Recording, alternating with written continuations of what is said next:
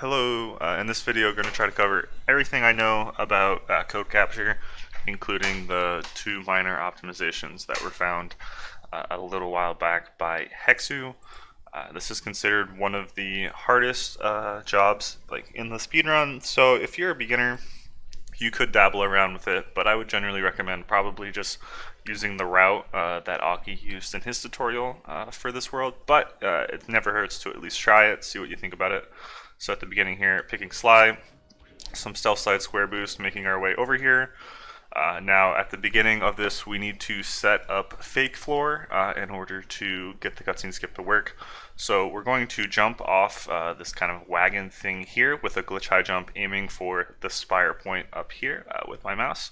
Generally, for this glitch high jump, you want to be jumping off either you can see there's like a little bend in like the roof of the wagon. You either want to go off like the very apex of it or even a little bit before it can make it. If you're late, like you're running down the apex, it won't work. So from here, stealth slide square boost onto it, a quick glitch high jump up off of it, going very fast. Makes our way up there. Now you can see that the wagon broke, and I'll go over the backup for what to do if you don't make that jump without it coming up later. But so we've set up our grounded position on this spire point here, and we're going to begin the first of the two optimizations that were found. Originally, from this point, people would super jump typically across the roof like here until they got far enough away that this would despawn, giving them fake floor. But it was recently found that actually kind of walking across this very ledge of this building here, the recording quality is a bit crappy, so I apologize. But walking along this ledge here will not update your grounded position. So first we're going to double jump, kind of aiming for, you can see generally like this slanted part of the roof is generally pretty safe as well, but you really don't want to push it up too far. But I'm kind of aiming for like this area with the bar here, and so we land, and as soon as we land, we're going to hold R1, hold the right stick like up and right, and then just tap L1 to keep kind of stealth sliding. You can see we're kind of following the ledge here along the side. And then as you come to the end, if you go too far out into this corner, it will set your grounded position. So as you'll note, before reaching kind of the edge of the ledge here, I'm going to do a stealth slide square boost. You can still go out pretty far. You see I got pretty close to the edge, but if you go all the way out to the end of that thing, it will set your grounded position, so just be careful about that. So stealth slide square boosting into the water. Going to turn our camera before we get warped back, which makes it quicker to despawn the spire point. You have to do that. You have to turn your camera backwards for this to work. You'll see we land, the spire point isn't there anymore, it's invisible. Jump, swing square to get down fast, and then from here we won't lose collision until we hit this spider web here. I'm just doing stealth side square boost to try to be fast, but I messed up one there. And from this point forward, once you've set up fake floor, you are under clock, under pressure. If this movement from getting fake floor to the job trigger gets messed up a lot, the probability of success goes from like 99% like extremely quickly down towards like 0% or like 10 or 20%. So you really want to make sure you have this next part of movement down in order to give yourself the best chance for this always working out. Now from here, I do something that is generally not probably recommended for beginners. I'll go over the easier way in an upcoming example, but from here, going to, now collision is gone, we're going to double jump and come from kind of around here with a spaced out glitch high jump. You can actually make it to this ledge that we're aiming for without grabbing the pipe. So once you kind of, I'm kind of aiming for like this general area, and once I've made my glitch high jump, I'm gonna mash X so that Sly will kind of pull himself up and get up. And now, see, guards are dying. Follow the hooks around, and then from here, this wall doesn't have collision, so we go through it. Really kind of, I think, important. Maybe other runners would think it doesn't matter, or it's maybe just a superstition I have. But if you kind of go inside this wall area here, like Sly, you can square boost through it, and it won't really affect Sly. Like you'll make it out the other side. But I swear to God, it seems to mess up the next part of the trick for me. So I make sure stay right of kind of this building area, so you don't go inside of it.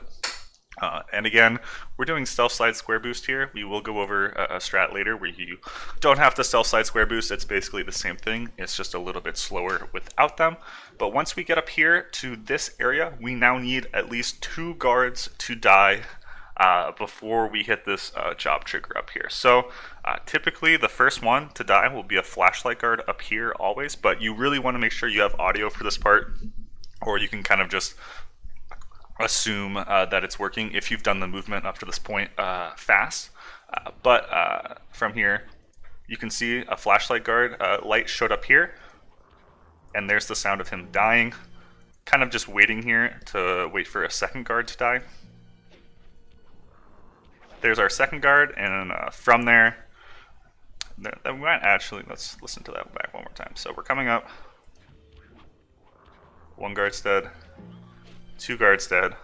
So I actually think I had my headphones on this. I think I could have hit the trigger a little bit earlier in this example, but I'm waiting for 1 more guard to die anyways.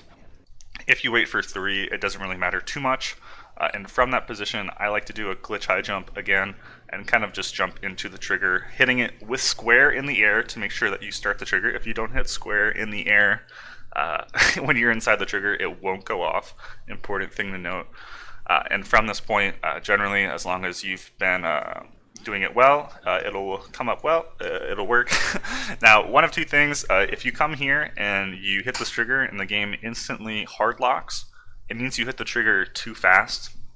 It means maybe only 1 guard died, or even once you've heard 2 guards die, I like to wait just like a second or 2. You don't really want to sprint right into hitting the trigger after 2 guards die. But from that point, you've done it, you've skipped the cutscene, can breathe a sigh of relief.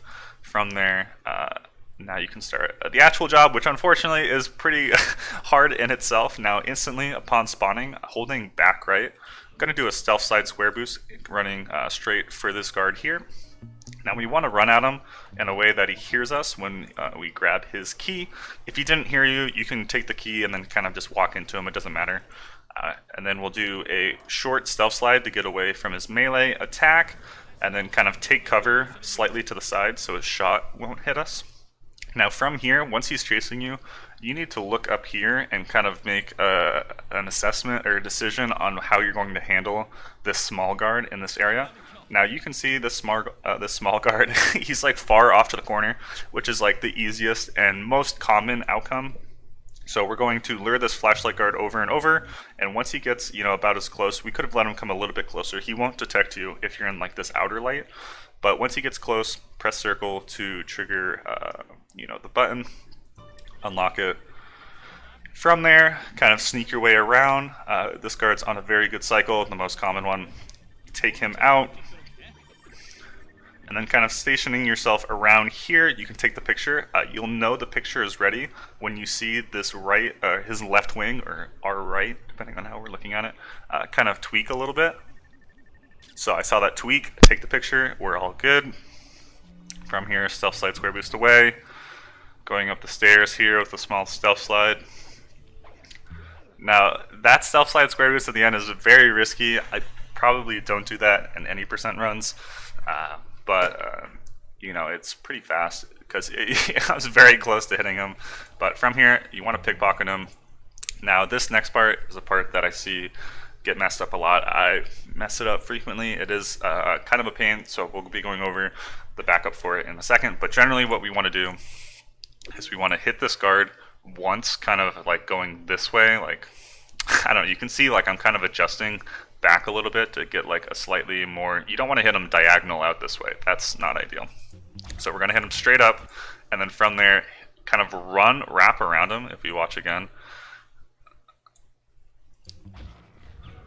see how I kind of like make sure to ran extra far around him, and then we're going to hit him. And generally, you want to hit him towards like the left side of this window. If you get him against the wall on the left side of this window, you know that he's in a pretty good spot. Now from there, we're going to run, press the button quickly. He'll kind of wake up and he won't know what's going on. So from there, you can sneak around, take the picture around here-ish. This picture you want to take basically instantly. He puts in the code really fast. And from there, we're just moving towards the third one with some stealth slides, some square boosts. Coming down this hill can be a little weird. The edge there can kind of mess you up, but from around there you want to start GSMing, as flashlight guards can kind of show up on the other side of this walkway. Now, if you like, this is a pretty good cycle, a pretty good code capture example. So when this happens, this flashlight guard will be on a cycle over in this corner. We just want to stealth slide, but then kind of sprint into him so that we get caught as we're taking the key. So he's onto us, he's going to chase us, and we're going to lure him, just like the first guard, over to here. Now, one thing that I couldn't get a recorded example for, but while you're waiting for him to get close, if Sly is ever not facing at this flashlight guard, just press the button instantly. It means that there was a small guard on either, like, most likely on the roof to the right of Sly, like kind of over here off screen, and he's dropped down. And your best chance of saving it is to press the button instantly and just hope that the small guard didn't see you, and then do the movement that we'll see in a second here. But again, I couldn't get an example of that. The backup for getting caught by small guards is to just kind of come over to where you're supposed to intended to take the picture and kind of just wait for everyone to lose you and then take the picture. This is a really trolly area, unfortunately, with how the small guards can interact. But see, we let him get close. Now, because we're on the good cycle, you can see he's very close to the right side here. If you come a little bit later, he may be like on the left side or in the middle or whatever. Now, when you're doing this next part of movement, you have two options. You can either glitch high jump kind of to the left side here to get over him, or glitch high jump to the right side. Now, on this cycle, when he's this far over, you don't want to go to the right side. Even if you're not in his light, you'll be landing like close enough to him that he will just automatically detect you. So from here, I kind of wait a second for no reason, but glitch high jump over, make it past him. From here, there's going to be a frame drop, unfortunately, but yeah, basically all I did was shuffle a little left there to take the picture. There will be another better example of that coming up. But from there, kind of just making our way over to the final station. Getting detected by guards here is fine. We're on a really good cycle, which works out the best. So start our stealth slide, GSMing here so that we lose the guards quickly. And once we kind of get to around where I turn the camera, you're pretty safe to turn the camera. But coming in, taking the picture of this, taking the key from this guard here, we're going to input it, and then unfortunately I think there's some more bad frame drops here. So we're going to step ahead a little bit to a different example. Not the most organized here, but you know, we're doing our best. Now, if you know, the previous optimization was proven to be a little tricky, and if you fail that glitch high jump there, you use this tree as a backup. You can get on the tree, get up here. Now this stealth slide here can be kind of finicky. I've had it like push me off a lot. When recording though, I couldn't quite get an example of this, so I kind of purposely run off here. But if you fall off, just start your super jump. Just press square as Sly is like about to hit the ground, and then just mash X really hard. Do your super jump. Keep jumping, and then just like before, you know, end up in the water, turn your camera. And from here, if you're not like the most comfortable with doing glitch high jumps with fake floor on with no collision, the normal typical strat is to do a glitch high jump from the same spot, unfortunately, and grab the pipe, which I have an example of somewhere around here. Let me find it for you real quick. So, I mean, you're going to have to get used to glitch high jumping on ground on fake floor for this to work, but you don't have to worry about doing such a perfect one. You can do it, do a glitch high jump, and then press circle very quickly after you input your third jump. I struggled with this for a long time. I couldn't figure out. Sly would always grab the pipe like way too low. But glitch high jump, and then very quickly after you press X the third time, press circle, and then once you've lashed onto the pipe, just mash the heck out of X, and Sly will kind of like make his way through. And then as you can see, you don't have to do stealth slide square boost here. You can kind of just walk your way along. And if you're not comfortable with glitch high jumps, again, you're going to need to get used to them. But there's also a different ending here where you land on this ledge and then use that to just double jump up to hit the trigger with square, which is another thing that you can do here. But yeah, other than that, the job still plays mainly the same. I was talking about this second guard who can be a bit tricky to deal with. So here's an example of me failing. You don't want him to hear you while you're taking it. I could have made this work, I'm pretty sure, but you'll see we punch him, and then you can see before where he was much farther to the left on the window. This time he's kind of at like the center, or kind of center right-ish of the window. So from there, he's going to instantly catch us, because even though we're not in his light, we are like close enough to him that the guards are programmed to just detect you.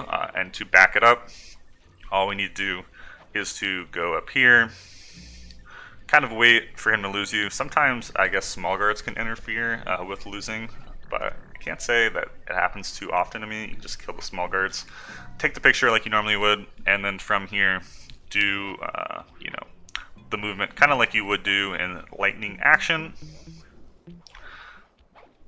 Perfect.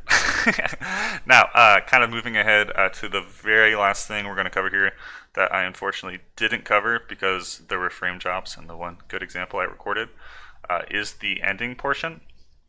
Now, typically the old strats for the ending, keep in mind that I'm just kind of messing around the final area, but you would input the code, and from inputting the code, you would have Sly climb up here. You'd probably be detected, land on the spire point, and then do a glitch high jump extended, like going for height, and just spam circle really bad, and you will latch onto this 100% of the time, no problem. And then from there, take the picture, and then you would go through this vent, and it would lead to the end of, you'd make your way towards lightning action. But the other strats, the second optimization that Hexu found, is that to activate this code, and then you can imagine if on the earlier cycle, you want to make sure you're detected by a guard before you do this so that you have enough time to get into the picture spot. So I run up here to punch the guard. I do get shot by the spotlight, which wouldn't happen on a normal cycle, but now you can see, on the wall here, there's kind of like this pattern, and it goes like vertical, horizontal, and then vertical again. And kind of on this right side of the vertical where I'm mousing, you want to start your glitch high jump from there and aim for the TV monitor itself. So, so we'll watch it again. From there, up to the TV, up there, another glitch high jump to get onto the roof here. And then another glitch high jump to kind of land on this weird corner area here. You can actually land on it. And then another glitch high jump curling to the right so that you can make it on this rope here. But now, really, this looks pretty hard, but if you practice it a little bit, it's really not. The hardest part is this jump right here. And the thing that's hard about it is that if you just hold forward the entire time, you will like slide off the roof. Now, when you're doing this job, you can mess it up like 2 or 3 times and still make the picture, no problem. But if you mess it up a little bit more than that, it can get spooky. So what I like to do is do 2 jumps holding forward, and then on the third glitch high jump, basically kind of just hold neutral or very slightly tap forward.